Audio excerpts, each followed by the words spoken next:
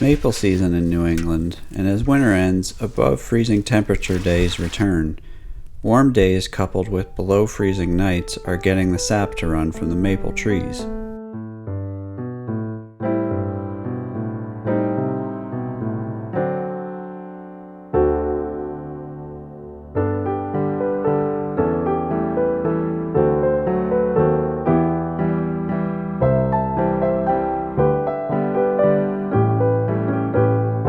In this sugar shack, the third generation of maple syrup producers are working the very same maple trees to capture as much sap as possible in the short window that is maple season.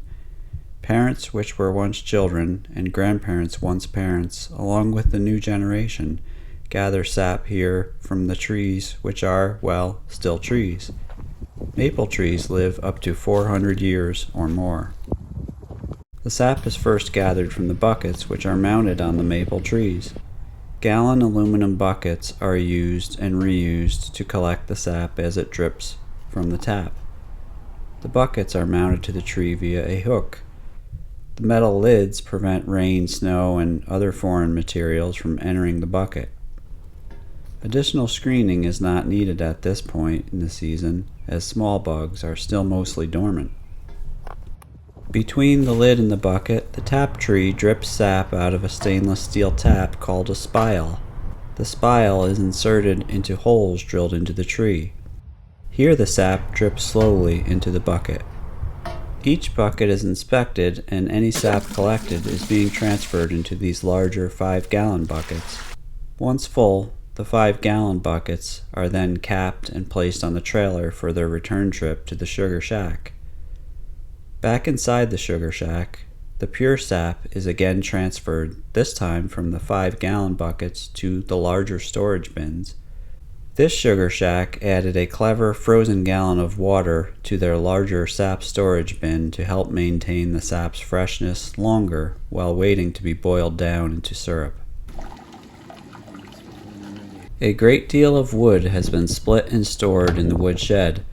It's necessary to process the sap into syrup. For as many as 50 gallons of sap will boil down into just 1 gallon of maple syrup. This syrup producer is using the wood-fired Smoky Lake maple syrup evaporator that is handcrafted in Wisconsin. The firebox, also called the Arch, is capable of an 8-gallon per hour evaporation rate.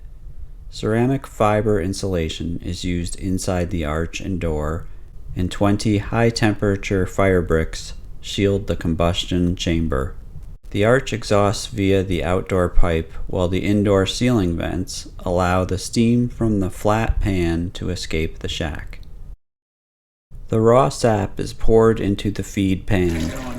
The valve releases sap from the feed pan into the flat pan for boiling, helping prevent scorching by making it easier to maintain the 1 to 2 inch depth of sap being boiled in the flat pan. About 4 gallons of sap will fill this flat pan to 2 inches of depth.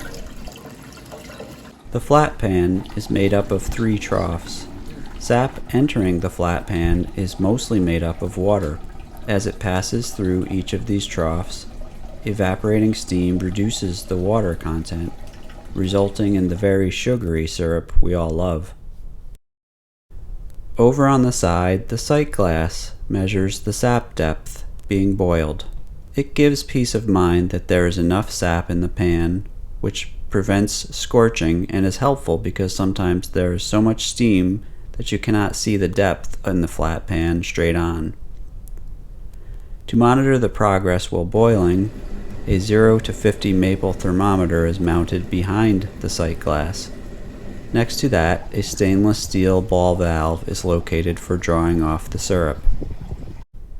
The operator uses a hydrometer to determine sugar content level by putting raw sap into the stainless steel tube and measuring it. This gives an idea of the amount of syrup which will be produced.